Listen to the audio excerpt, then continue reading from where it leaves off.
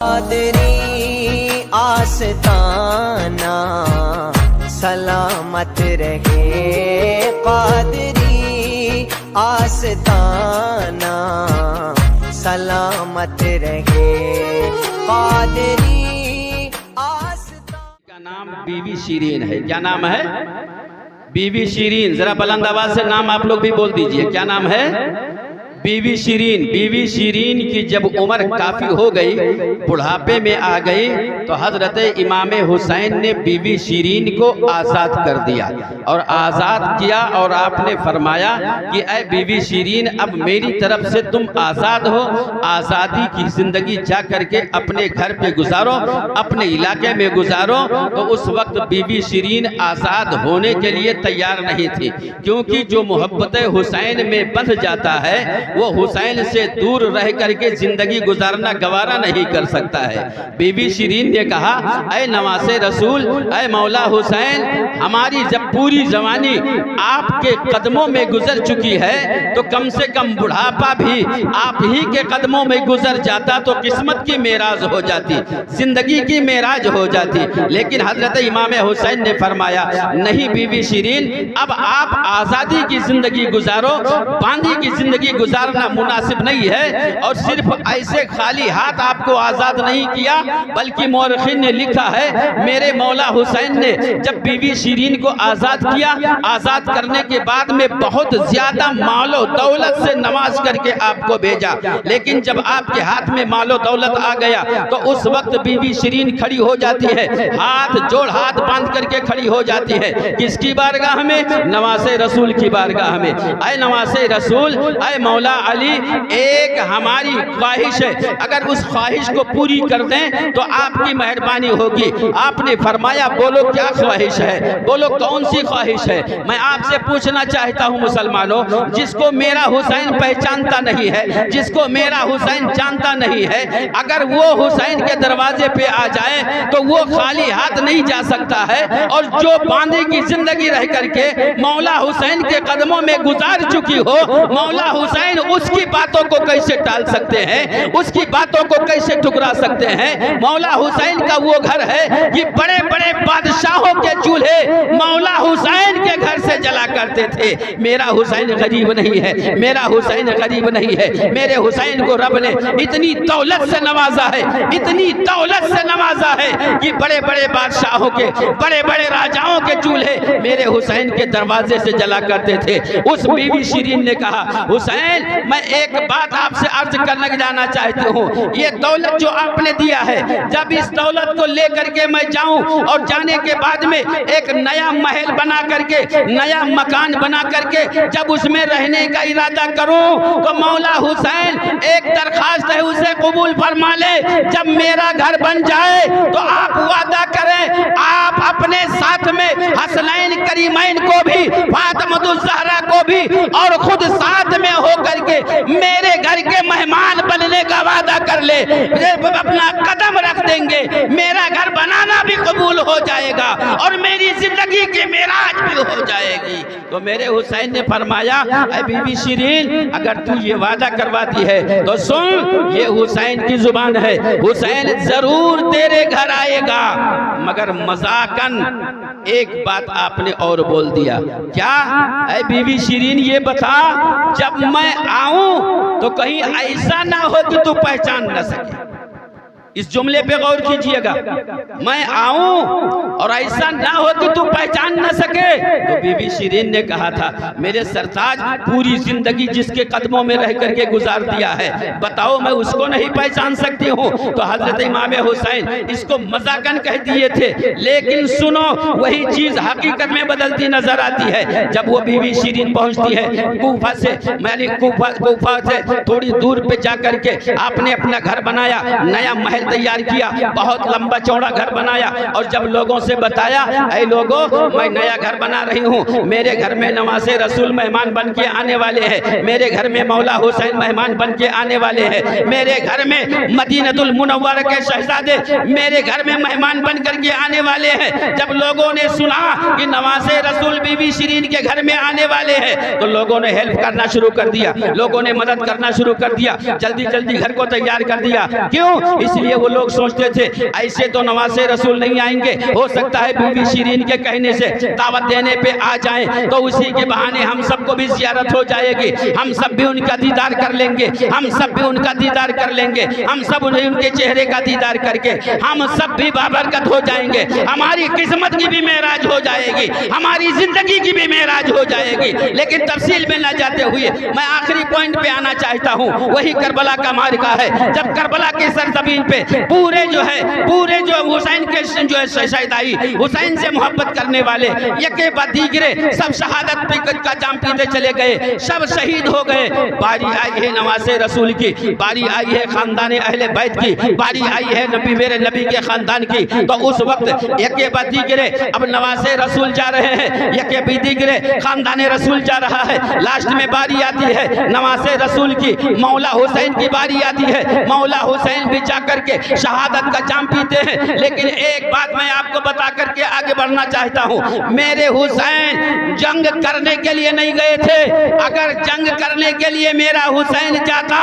تو معصوم علی اصغر کو ساتھ میں لے کر کے نہ جاتے، 6 ماہ کے بچے کو لے کر کے نہ جاتے، میرے حسین جنگ کرنے کے لیے نہیں گئے تھے۔ یہی وجہ تھی جب حضرت علی اکبر نے تلوار اٹھایا ہے تو پہلے سمجھا دیا ہے، بیٹے ہم کاٹنے کے لیے نہیں آئے ہیں بلکہ دین کے پرچم کو لہرانے کے لیے آئے ہیں، اسلام کے پودوں کو ہرا بھرا کرنے کے لیے آئے ہیں، بیٹے ہم کاٹنے کے لیے نہیں آئے ہیں۔ وہی علی اکبر ہے جب میدان میں پہنچتے ہیں گاجل پوری کی طرح کاٹتے چلے جا رہے ہیں، میرے حسین آواز دیتے ہیں علی اکبر خاموش، تلوار کو روک لو، اگر تلوار نہیں رکے گی تو 22,000 نہیں، اگر 22 لاکھ کا بھی لشکر آ جائے تو میرے ایک علی اکبر کے لیے 22 لاکھ کا لشکر بھی کم پڑ سکتا ہے، وہ بھی مقابلے میں نہیں آ سکتا ہے، مگر آواز دیتے ہیں حسین تلوار روک، علی اکبر تلوار روک لو، اگر تمہاری تلوار چلتی رہی تو سارے یزیدی کٹ جائیں گے مگر دین کا جو باغ ہے وہ سیراب نہیں ہو پائے گا، حسین تلوار روک لو۔ ایسے آپ نے سمجھایا، جب علی اکبر کی تلوار چلی آپ نے ان کی تلوار کو روک دیا ہے، جب قاسم کی تلوار چلی ہے آپ نے قاسم کی تلوار کو بھی روک دیا ہے، جب عباس لمبردار کی تلوار چلی ہے آپ نے ان کو بھی روک دیا ہے، سب کو روکتے چلے گئے، لیکن جب میرا مولا حسین جب جنگ کے میدان میں تلوار چلانے لگا، گاجل مولی کی طرح یزیدیوں کو کاٹنے لگا، تو اب سوال یہ پیدا ہوتا ہے کہ اے حسین علی اکبر کو تم نے روکا تھا، قاسم کو تم نے روکا تھا، عباس کو تم نے روکا تھا، اب تم کو روکنے والا کوئی مرد موجود نہیں ہے، تم کو کون روکے؟ تو آواز آتی ہے، کہاں سے آواز آئی؟ گویا کہ سب کو روکنے والے حسین ہے، مگر میرے حسین کو روکنے والا کوئی اور نہیں بلکہ رب کے جانب سے فرشتہ ہے، وہ آواز دیتا ہے اے حسین روک دو تلوار، دشمن کو قضا آ جائے گی، آج جم کر ساری مخلوق خدا آ جائے گی، اور اے حسین منتظر جنت ہے، جنت میں چلے آؤ حسین، ورنہ جنت خود ہی چل کے کربلا آ جائے۔ میرے بھائی ماشاءاللہ زندہ باد ماشاءاللہ سبحان اللہ، بہت خوب، سبحان اللہ سبحان اللہ سبحان اللہ۔ بس میں آخری جملہ دینا چاہتا ہوں جس پوائنٹ کو میں نے اٹھایا ہے، حضرات وہ بیوی شیرین انتظار کرتی رہی، کربلا کا معرکہ ختم ہوا، یزیدیوں نے اہل بیت کو، شہدائے کرب و بلا کو قیدی بنا کر کے چلے، رات ہونے لگی، اس قصبے میں پہنچے جس قصبے میں بیوی شیرین نے اپنا محل بنا کر کے تیار کیا تھا، کوئی ایسی اتنی بڑی جگہ نہیں تھی جہاں پہ اس قافلے کو ٹھہرا دیا جاتا، کوئی اتنی بڑی جگہ نہیں تھی اس گاؤں میں، اس قصبے میں جہاں پہ اس قافلے کو روک دیا جاتا۔ لوگوں سے پتہ ملا بیوی شیرین نے نیا محل بنایا ہے، بہت بڑا مکان بنایا ہے، اس میں یہ سارے جو ہے قیدی آ جائیں گے، سارے قیدی آ جائیں گے، سب سارے قیدی آ جائیں گے، سب یزیدی بھی آ جائیں گے۔ تو اسی وقت جو ہے حاکم ابن زیاد نے کہا کہ سنو، آج ہم بیوی شیرین کے گھر میں ایک رات کے لیے مہمان بننا چاہتے ہیں۔ اب مختصر یوں سمجھو، مہمان بننے کی تمنا کیا، بیوی شیرین نے قبول کر لیا، اس لیے کہ مسافروں کی مہمان نوازی ہر کوئی کرتا تھا، میرے رسول کا فرمان تھا کہ جب کوئی مہمان آئے تو اسے دروازے دروازے سے خالی ہاتھ مت جانے دو. جب کوئی مسافر آئے تو اس کی خدمت کرنے سے پیچھے مت ہٹو, بلکہ اس کی خدمت بھی کرو اور اس سے دعائیں لے کر کے گھر کے اندر چلے جایا کرو, کیونکہ مسافر جب دعائیں دیتا ہے تو اس کی دعائیں قبول ہو جایا کرتی ہے. اب بی بی شیرین نے یہ سمجھا کہ کوئی مسافر ہے, چلو ان کو ٹھہرا دیا جائے. اب ٹھہرانے کے بعد میں یزیدیوں نے کہا کھانے کا انتظام کیا جائے. کھانے کا انتظام ہوا, پورا کھانا یزیدی کھا گئے. مگر اسی وقت ابن زیاد نے کہا خبردار بی بی شیرین, ان قیدیوں کو کھانا مت دینا, اس لیے کہ یہ عداوت یزید میں کاٹے گئے ہیں. یہ نہیں بتا رہا ہے کہ یہ کون ہے جن کو میں شہید کر کے لا رہا ہوں, یہ نسل نہیں بتایا جا رہا ہے, یہی بتایا جا رہا ہے یہ بغاوت کیے تھے میرے امیر المومنین سے تو ہم نے ان کو قتل کر دیا ہے. لیکن وہی بی بی شیرین ہے, جب قریب میں آئی کہا میرے جو ہے میں امام حسین کی باندھی رہ چکی ہوں, اور میرے امام حسین کے نانا کا فرمان ہے جب کوئی مسافر آئے تو اس کی خدمت بھی کیا کرو, اس کو کھانا بھی کھلایا کرو, اس سے دعائیں بھی لیا کرو. تم اپنے بکواس اپنے پاس رکھو, ہم سب کو کھانا کھلائیں گے. ادھر کھانا تیار ہوا, پانی لے کر کے کہاں پر پہنچی, حضرت بی بی زینب کے پاس پہنچی. جب زینب کے پاس تل پانی گیا ہے تو کیا دیکھا, حضرت زینب نے پانی سے انکار کر دیا ہے. اب اس پانی سے ہم کو نفرت ہو گئی ہے. کہا کیوں, کہا یہی وہ پانی ہے جس کے لیے تڑپ تڑپ کر کے میرے بچے 6 ماہ کے علی اصغر نے جان دے دیا ہے. یہی وہ پانی ہے جس کے لیے تڑپ تڑپ کر کے ہمارے علی اکبر نے اپنی جوانی کو قربان کر دیا ہے. یہی وہ پانی ہے جس کے اندر کربلا کے میدان میں تمام لوگ ہمارے خاندان اہل بیت سب لوگ ایک ایک قطرہ پانی کے لیے پریشان تھے. اسی پانی کی وجہ سے زبان سوکھ گئی تھی, ہمیں اس پانی سے نفرت ہو گئی ہے. اس وقت بی بی شیرین نے کہا آخر آپ ہیں کون, کیسے آئے, کیا ہوا. اس وقت بی بی جو ہے حضرت بی بی زینب نے کہا تھا تم نہیں پہچان سکو گی تو سنو, اگر تم اپنی پہچان بتاؤ میں اپنی پہچان بجانے کے لیے تیار ہوں. تو اس وقت بی بی شیرین نے کہا تھا جو ہے میں حضرت امام حسین کی باندھی ہوں, اور میں باندھی رہ کر کے بھی آزاد ہونا نہیں چاہتی تھی, مگر میرے حسین نے آزاد کر دیا تھا, اور میرے حسین نے یہ وعدہ کیا ہے بی بی شیرین جب تمہارا محل بن جائے گا ہم ضرور آئیں گے. تو آپ یہ قافلہ کیا ہے. اس وقت حضرت زینب کے جو ہے درد بھری آواز نکلتی ہے, کہتی ہے اگر تم بی بی شیرین ہو تو پہچان سکتی ہو تو پہچان لو. دیکھ لو وہ سب سے اونچا جو سر نیزے پہ دیکھ رہے ہو وہ تمہارے امام مولا حسین کا ہے, ان کے پیچھے علی اکبر کا ہے, ان کے پیچھے عباس کا ہے. اسی طرح سے سارے سروں کو گنا دیا اور کہا مجھے نہیں پہچانتی ہو تو پہچان لو, میں ہوں, میں ہی حضرت زینب ہوں جس کو بی بی زینب کہا جاتا ہے, جس کو تم نے بچپن سے اپنے گود میں کھلایا ہے. اتنا کہنا تھا, بی بی زینب نے اتنا جواب دیا ہے. مورخین نے لکھا ہے بی بی شیرین کش کھا کر کے گری, بے ہوش ہو گئی, پانی ڈالا جاتا ہوش میں آتی, پھر بے ہوش آ جاتی, پانی ڈالا جاتا پھر ہوش میں آتی. آخری بار جب ہوش میں آئی ہے تو آپ نے یہ کہا تھا کہ میں نے گھر بنایا تھا مولا حسین کے لیے.